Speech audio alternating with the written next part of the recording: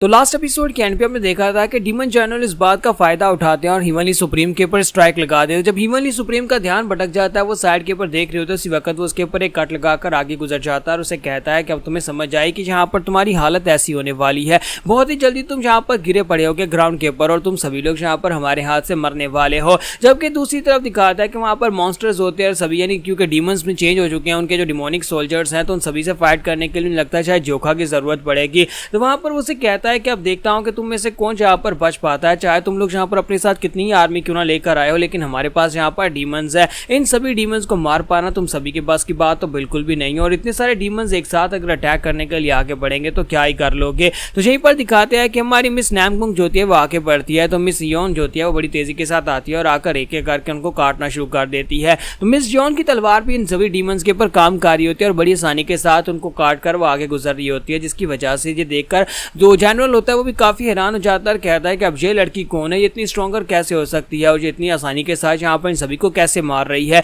ये तो भी यहाँ पर 10 ग्रेटेस्ट मार्शल मास्टर्स में से भी नहीं है और ऊपर से इसके बाल भी रेड कलर के नहीं है। इसका मतलब यह है कि ये लड़की योन जोखा भी नहीं हो सकती। फिर ये लड़की कौन है और यहाँ पर इसने यहाँ पर 2 से 3 डीमंस को मार भी दिया है। जबकि सुप्रीम वहाँ पर सोच रहे होता है कि मुझे ये तो पता है कि ये नैमगोंग फैमिली की यंग मिस है, लेकिन मुझे ये नहीं पता था कि ये लड़की इतनी ज्यादा स्ट्रॉन्गर हो सकती है। इसका टाइटल तो फ्लावर टेलीपाथ का था, यानी कि नाजुक टेलीपाथ लड़की जो कि सिर्फ दिमाग रीड कर सकती है, लेकिन ये इतनी तेजी के साथ इतनी स्ट्रॉन्ग कैसे हो गई। फिर साथ ही उसके हाथ में तलवार देखते हैं और कहते हैं जो धार्मा स्वर्ड है, इसका मतलब यह है कि इसके बाप ने इसे 4 धार्मा स्वर्ड्स में से एक धार्मा स्वर्ड दे दी ताकि वो यहाँ पर डीमंस का शिकार कर सके। ये तो अच्छी बात है। तो इसी के साथ ही वो काफी ज्यादा खुश हो जाते हैं और कहता है कि इसका मतलब यह है कि अब यहाँ पर हम लोगों के पास जीतने के चांसेस है। जब हमारे पास इस तरह के यंगस्टर्स है तो हम लोग इस फाइट को बड़ी आसानी से जीत सकते हैं। तो हमारी मिस योन जो होती है बड़ी आसानी के साथ अपने अपने ओपोनेंट्स को मार रही होती है, जबकि दूसरी तरफ उसके फादर कहता है कि तुम यहाँ पर मेरी बेटी के स्किल्स के बारे में क्या सोचते हो अलायंस लीडर, तुम्हें लगता है क्या है कि मेरी बेटी यहाँ पर एक महान मार्शल आर्टिस्ट बनने के लायक है या नहीं।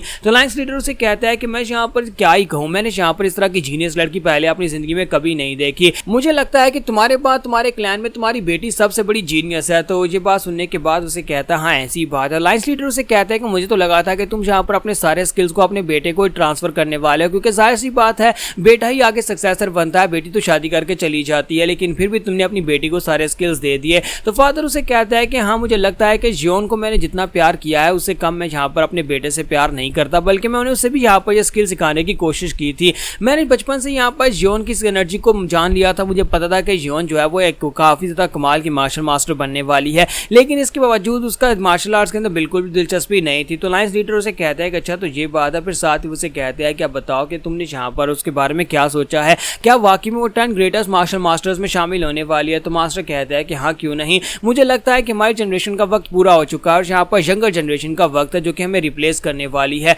अब यहाँ पर अगली 10 ग्रेटेस्ट मार्शल मास्टर्स की पीढ़ी आने वाली है जिसमें मेरी बेटी भी शामिल होगी। और इसी के साथ ही वो अपने पास का सीन दिखाता है जब यहाँ पर उसकी बीवी उसके ऊपर शोर मचा रही होती है और कहती है कि तुम यहाँ पर सारा टाइम अपने बेटे की ट्रेनिंग के ऊपर ध्यान देते रहते हो, अपनी बेटी को भी ध्यान दिया करो, क्या तुम कभी अपनी बेटी के ऊपर ध्यान नहीं दो कि उसे क्या चाहिए, वो क्या चाहती है। तो वो कहता है लेकिन इस वक्त डिसाइपल्स को रेस करना ज्यादा जरूरी है, हमारी फैमिली एक मार्शल आर्ट्स की फैमिली, इसी वजह से मैं हर वक्त ट्रेनिंग के ऊपर ध्यान देता रहता हूँ। तो उसकी बीवी उसे कहती है कि क्या तुम्हें जरा सी परवाह है कि तुम्हारी बेटी भी है, उस बेटी को भी तुम्हें ध्यान देना पड़ेगा, तुम एक बाप हो, सिर्फ बेटे का नहीं बल्कि बेटी के भी हो। तो इसी के साथ ही हमारे फादर फिर से उसे कहते हैं लेकिन बच्चों की ट्रेनिंग का क्या होगा, अगर मैं यहाँ पर अपनी बेटी को उठाकर घूमता फिरता रहूंगा या फिर उसके साथ खिलौनों के साथ खेलूंगा तो फिर बाकी सभी बच्चों की ट्रेनिंग तो मिस हो जाएगी। तो मदर चलाकर उसे कहती है अपनी बकवास बंद करो, लगता है कि आज रात तुम भूखा रहना चाहते हो, अब जल्दी से मेरी योन के रूम में जाओ और जाकर उसके पास बैठो और देखो उसे क्या चाहिए, वो कैसे खेलना चाहती है, कभी अपनी बेटी को भी समय दे दिया करो। तो इसी के साथ ही फादर जो होते हैं वहां पर अगले दिन अपनी बेटी के पास पहुंच जाते हैं।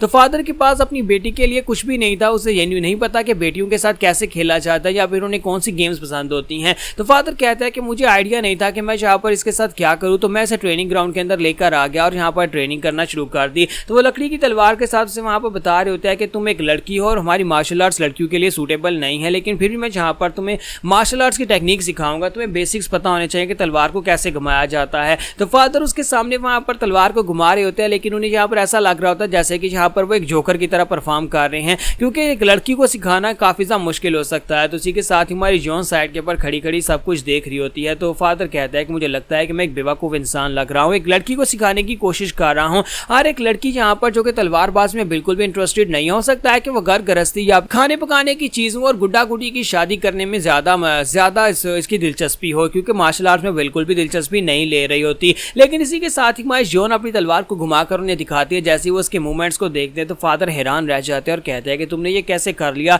ये कैसे किया। तो जॉन उन्हें बताती है कि जब आप यहाँ पर ब्रदर को ट्रेनिंग दे रहे होते हैं तो मैं छुपकर देख रही होती हूँ, तभी मैंने यहाँ पर इन मूव्स को कॉपी किया है। तो उसके बाद से फादर का ध्यान अपनी बेटी के ऊपर गया और उन्हें यहाँ पर उसे अपनी स्पेशल टेक्निक सिखाना स्टार्ट किया। उन्हें समझ आ गई थी कि उनकी बेटी जो है वो एक कमाल की मार्शल मास्टर बनेगी। तो फिर बस उस दिन के बाद से फादर ने यहाँ पर उसकी ट्रेनिंग के ऊपर ध्यान दिया। हालांकि वो उसे सिखाते थे, लेकिन जॉन वहाँ पर बस ऐसे बैठी रहती जैसे कि उसे इस सब के अंदर कोई भी इंटरेस्ट नहीं है। वो वहाँ पर बैठी बस वहाँ पर देखती रहती। तो फादर को लगा था कि शायद ये नहीं कर पाएगी, लेकिन आज देखो यहाँ पर वो ग्रेटेस्ट मार्शल मास्टर बन चुकी है। तो स्वर्ड किंग के हाथ में वहाँ पर वो कंपास भी होता है जो कि लाइट चमकाता है, स्पेशली उस तरफ जहाँ पर इवल एनर्जी बहुत ज्यादा हो। तो स्वर्ड किंग अपने हाथ में उस कंपास को लेकर आगे की तरफ भागते जा रहे होते हैं और उन्हें वहाँ पर लाइट चमकती हुई दिखाई दे रही होती है। जिस तरफ से यहाँ पर ज्यादा एनर्जी निकल रही होगी उस तरफ वो लाइट चमकेगी। तो वो भागते हुए साइड के ऊपर जाते हैं और कहता है कि लगता है कि यहाँ पर कुछ ना कुछ तो चल रहा है, जहाँ पर इवल एनर्जी बहुत ज्यादा है। फादर भागते हुए साइड के ऊपर पहुंचते हैं तो वहाँ पर जाकर देखते हैं कि उनकी बेटी और उनके कंपेनियंस जो थे वहाँ पर उन्हें काफी सारे डिमंस के साथ सामना करना पड़ रहा होता है, क्योंकि वहाँ पर 12 डिमोनिक सोल्जर्स होते हैं और वहाँ पर जो नैमगोंग फैमिली की यंग मिस होती है वो केली वहाँ पर उनके साथ फाइट कर रही होती है। तो मिस नैमगोंग जो होती है वहाँ पर अपनी स्पेशल टेक्निक्स को यूज कर रही होती है और साथ ही वहाँ पर उसे काफी ज्यादा मुश्किल भी हो रही होती है। तो फादर ये देखने के बाद कहते हैं मुझे लगता है कि मेरी बेटी ने इस बात को साबित कर दिया है कि वो यहाँ पर एक 10 ग्रेटेस्ट मार्शल मास्टर्स में शामिल होने के लायक है। मुझे इस बात से बहुत ज्यादा खुशी भी हो रही है कि मेरी बेटी यहाँ पर फाइट कर रही है, साथ ही मुझे यहाँ पर बुरा भी लग रहा है कि वो बेचारी अकेली वहाँ पर फाइट कर रही है। जबकि ऊपर बैठी रियोशी कहते हैं क्या तुमने देखा, मुझे नहीं लगता कि तुम्हें फिलहाल के लिए नीचे जाने की जरूरत है, तुम्हें अपनी स्ट्रेंथ को बचाकर रखना होगा, बहुत ही जल्दी यहाँ पर बड़े मास्टर्स के साथ तुम्हारी फाइट हो सकती है। तुम्हारा जो कहा उसे कहता है तुमने बिल्कुल ठीक कहा। रियोशी से कहते हैं कि तुम्हारी यंग लेडी की स्किल्स तो वाकई में बहुत ज्यादा टेरिफाइंग है, उसका हर एक अटैक बहुत ज्यादा शार्प और चिलिंग है। तुम्हारा जॉन उसे कहता है कि हाँ जाहिर सी बात है बीवी किसकी बनने वाली है। तो उसी के साथ तुम्हारा जोका उसे कहता है कि वो हमेशा से ही परफेक्ट थी और हमेशा से सबसे बेस्ट थी। जबकि दूसरी तरफ जनरल की फाइट दिखाता है कि जनरल और सुप्रीम दोनों भी यहाँ पर फाइट कर रहे होते हैं। दोनों की फाइट जो होती है वो काफी हद तक आगे बढ़ चुकी होती है। दोनों के हाथ से उनके वेपन्स छूट जाते हैं। दोनों की तलवारें छूटने के बाद हमारा जनरल आगे बढ़ता है और कहता है कि देखते हैं कि स्वॉर्ड सुप्रीम क्या तुमने कभी यहाँ पर पंचिंग टेक्निक को भी मास्टर किया है, क्योंकि मैं तो अपनी तलवार के बिना पंचेस भी मार सकता हूँ, तो क्या तुम ऐसा कर सकते हो। देखते हैं कि एक तलवारबाज पंचेस कैसे मारता है। तो वो उसके पास पहुंच जाता है उसे पंच मारने के लिए, जबकि स्वॉर्ड सुप्रीम जो होते हैं वो भी अपने हाथों को सामने करते हुए उसके अटैक को ब्लॉक करते हैं। वो उसके पहले पंच को ब्लॉक करते हैं, फिर साथ ही अपनी पाम टेक्निक के साथ जनरल के ऊपर अटैक करते हैं। जब उसके ऊपर अटैक करते हैं तो जनरल हिट होता है और कहता है कि ये क्या तुम्हारे पास तो पाम टेक्निक्स भी हैं। तो हमारे स्वॉर्ड सुप्रीम उसे कहता है कि तुम्हें क्या लगा था कि मैं यहाँ पर तलवारबाज हूं तो मैंने कभी यहाँ पर पंचेस यूज नहीं किए होंगे, और वैसे भी तुम्हारे जैसे लेवल के बंदे के लिए मेरे पंचेस ही काफी हैं, यानी कि तलवार के बिना यहाँ पर अपने पंचेस के साथ मैं तुम्हें हरा सकता हूँ। जबकि जनरल उसे कहता है कि क्या तुम्हें वाकई में लगता है कि तुम यहाँ पर मुझे हरा सकते हो। चलो फिर देखते हैं कि यहाँ पर कौन किसको हराने वाला है। यहाँ पर हमारी एपिसोड 162 का एंड होगा और नेक्स्ट एपिसोड में देखेंगे कि इन दोनों में से कौन फाइट को जीतेगा और कौन हारेगा।